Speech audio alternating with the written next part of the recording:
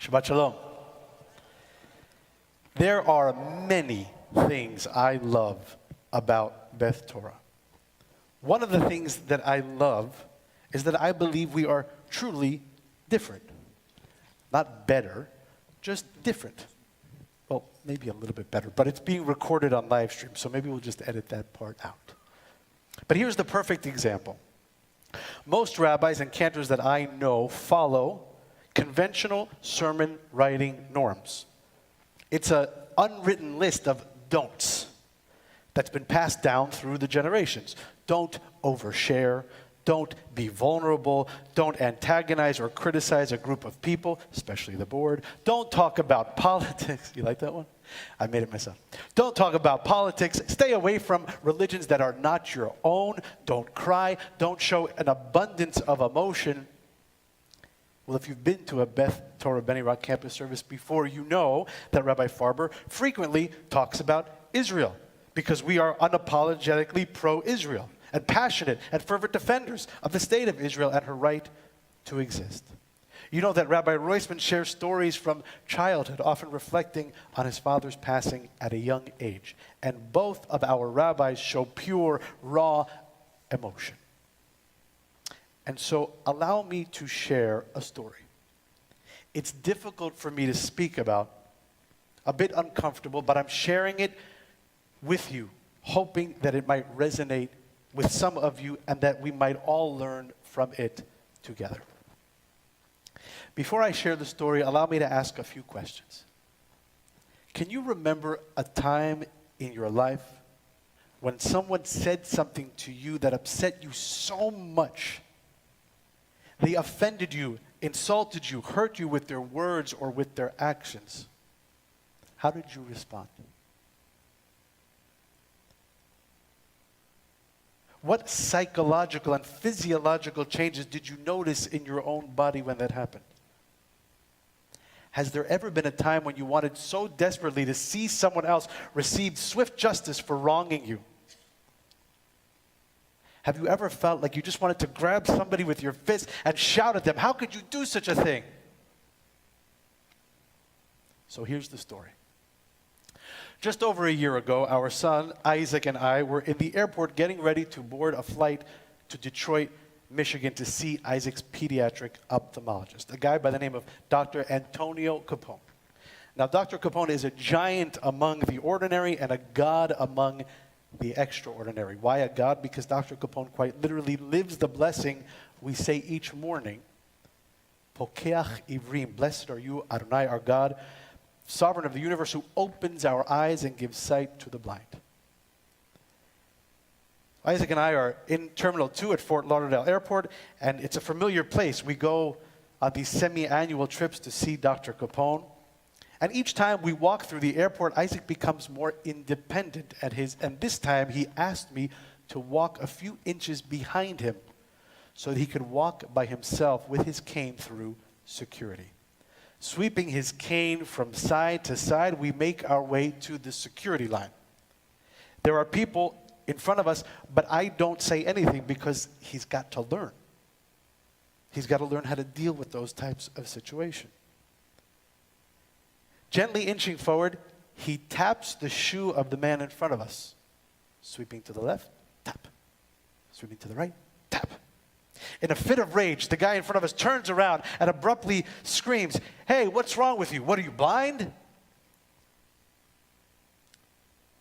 Immediately, he caught my eyes, and he looked down at Isaac, and he looked back up at me. It was a fraction of a second, but in that second, you could see the blood rush from his face. He turned pale and began to sweat and shake. This man was paralyzed, realizing what he had just done. Now, Isaac, who's usually perceptive to tone and approach, piped up and said, "Yes, I am blind. I can't see you, but I can hear you. My name is Isaac. What's yours?" The man stuttered, unable to find the words. I looked at him and I said, "My son wants to know your name." My name is John. Nice to meet you. John? where are you flying to today? I'm going to Detroit to see my eye doctor. And again, he stuttered. I looked at him and I said, my son wants to know why you're flying. Oh, I'm flying to Charleston. I've been there. I've been to Charleston. I stayed at a place called the Residence Inn. Where are you staying, John? My son wants to know where you're staying. Resisting the paternal instinct to physically assault this guy and feeling like a mob boss. You know, you better tell my son what he wants to know. I'm going to make him an offer he can't refuse, right? This pattern of Isaac asking questions continued until we passed through security and we each went our separate ways. Waiting at the gate, I noticed this man from security approaching. May I sit? I motioned to the open chair. And he goes into a whole thing. I'm really mortified and I'm so sorry and I must admit I was not in the mood to listen. But how could I ignore the wisdom and pure heart of a 7-year-old child? So I took a page out of the Isaac Life Playbook and chose to hold on to this man's apology and not the anger I felt inside. It was very, very difficult. So why do I share this story today? Well, about a month ago, I received a message on LinkedIn. Now, I don't check LinkedIn often. I've always perceived it to be one of those platforms for people looking for a job. And unless there's something I don't know, I'm not in the market for a new job. You're supposed to laugh at that. It's okay. Is there something I don't know? Are you hiding a secret from me?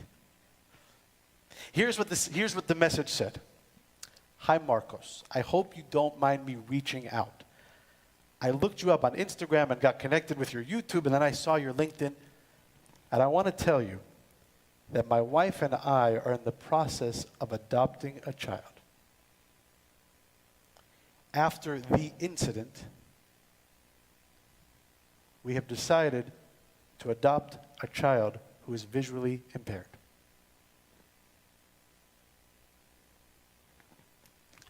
I had hoped and prayed that this person was not a father.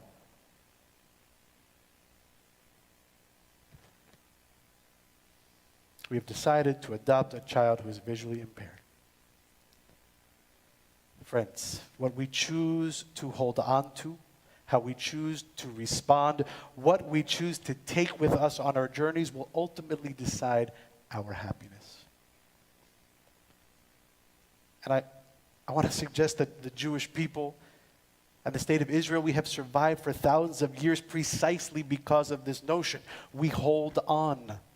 We hold on to truth. We hold on to justice. We hold on to peace. We hold on to love. We hold on to life.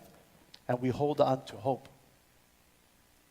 In this week's Torah portion, Matot Maseh, Moses is reminded that his death is imminent.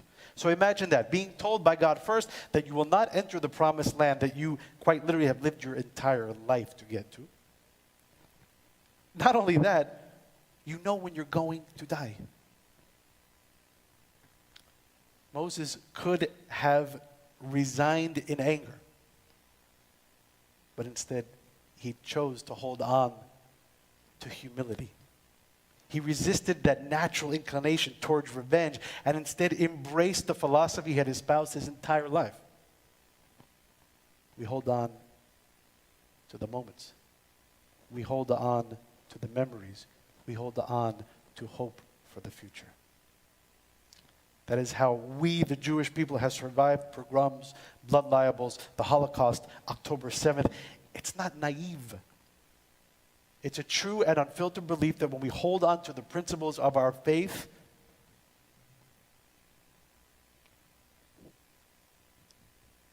we secure a more perfect future, however imperfect it may be. On my tallis, I've got the words, Olam Chesed Ibaneh. Means the world is built from love. But slogans and words only extend so far out into the universe. To build a world of love. It means to grow. It's a sacred task that we in our lifetime may not complete, but at least we can say we tried. So what are you holding on to? What do you need to let go? On this Shabbat, may we be blessed to hold on to that which matters most. Our friends, our family, and our faith. Olam chesed yibaneh, yad elai, elai, elai, elai. Olam chesed yibaneh, yad elai, elai, elai. Olam chesed yibaneh, yad elai, elai, elai. Olam chesed yibaneh, yad elai, elai, elai. And I will build this world from love. Yad elai, elai, elai. And we will build. And we will build this world from love. Yad elai, elai, elai. And if we build this world from love, yad elai, elai, elai, then God will build this world. Then God will build this world from love. Yad elai, Olam chesed yibaneh, Olam chesed yibaneh, yad elai, elai, elai. Olam chesed yibaneh, yad elai, elai, elai. Olam chesed yad elai, elai, Olam chesed yibaneh, yad elai, elai, elai. Olam chesed yibaneh, yad elai, elai, elai. Olam chesed yibaneh, yad elai.